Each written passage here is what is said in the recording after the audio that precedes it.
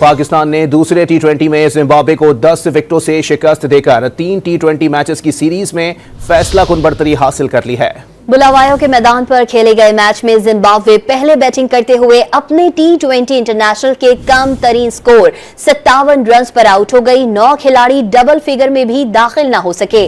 सुफियान मुकीम ने career best bowling करते हुए 5 विकेटें हासिल की। अब्बास आफरीदी ने 2, हारिस रऊफ, अबरार अहमद और सलमान अली आगा ने एक खिलाड़ी को आउट किया। मतलूबा हदफ पाकिस्तान ने बगैर किसी नुकसान के 6ठे ओवर में हासिल कर लिया।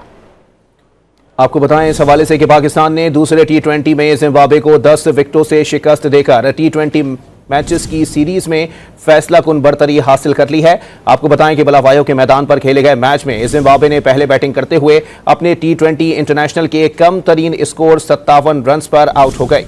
9 खिलाड़ी डबल फिगर में भी दाखिल न हो सके।